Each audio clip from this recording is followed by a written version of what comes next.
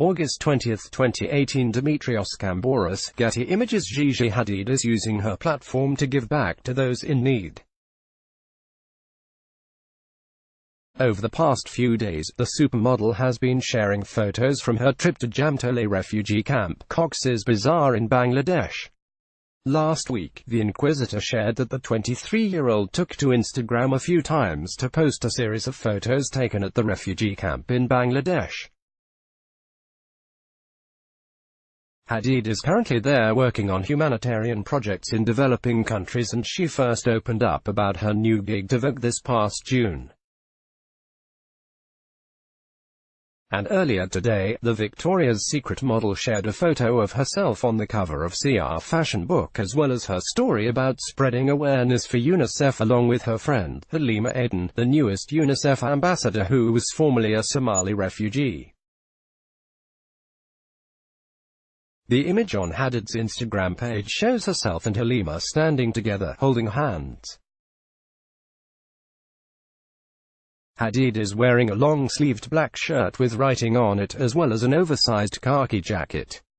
In true Gigi form, the supermodel wears her long blonde locks down and wears minimal makeup. Halima, on the other hand, looks just as beautiful in a red patterned houndstooth button-up jacket and a black headscarf. In the caption of the image, Hadid explains to her followers that since her father and his family came to the United States as refugees, it is important for her to raise awareness and change the lives of children all over the world. As I return from my first mission at UNICEF USA to the Rohingya refugee camps in Cox's Bazar, Bangladesh, I am honored and excited to share my newest fashion book cover story, dedicated to spreading awareness about the work of UNICEF worldwide, alongside the newest UNICEF ambassador, my friend. With my father and his family coming to the United States as refugees, like Halima and her family, UNICEF's work is very close to our hearts, and together we have set up a CrowdRise fundraiser with CR link in bio to donate to help the children affected by ongoing conflict and natural disasters around the world. Thank you, Corinna Reutfeld, our fashion fairy godmother, for your generosity with this project. We love you. Heard for this issue, I interviewed Somalian refugee, activist, and remarkable human Hamdia Ahmed, who benefited from the support of UNICEF during her time in a refugee camp in Kenya. I can't wait for you to read her story. X. So far, Hadid's photo has already earned her a ton of attention, with over 325,000 likes in addition to 1,600 comments in just a few minutes of posting.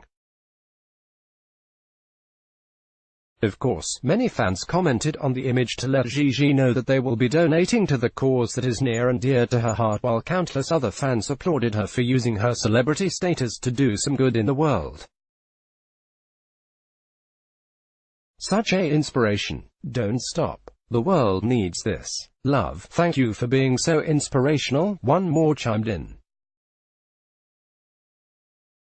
In the September issue of CR Fashion Book, both Hadid and Aden share how personal the work with UNICEF is, considering the fact that they both come from families of refugees. My dad, LA real estate developer Mohammed Hadid, was a Syrian refugee. He was born in Nazareth, Palestine, and the week that his family was kicked out of their home, they moved to Syria. I think he was also about 1 week old. It's crazy to think about what our families did for us, Hadid told the publication. Jamtoli refugee camp, Cox's Bazar, Bangladesh. Population, 45,470, as of the 21st of June 2018. Across all the camps, 1.3 million people currently require humanitarian assistance, more than half of them are children. From January to July of 2018, UNICEF has enrolled 91,929 refugee children in emergency non-formal education, trained 2,762 teachers to support improved learning for refugee children, provided 146,670 refugee and host community children with psychosocial activities and/or gender-based violence services. Link in my bio to learn more. At UNICEF USA at UNICEF Bangladesh. Also shares her story on how she escaped Somalia and came to America, thanks in part to the work that has been done by UNICEF. I was 6 and I can still remember that UNICEF sign and every single missionary who came to the camp. I forget names but can never forget how they made me feel. Aiden shares of her experience.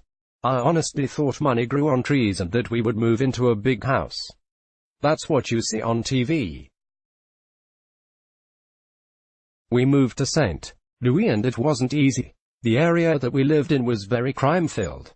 The school didn't have an ESL program, so every day I went to school and learned nothing. The full interviews can be read in the September CR fashion book.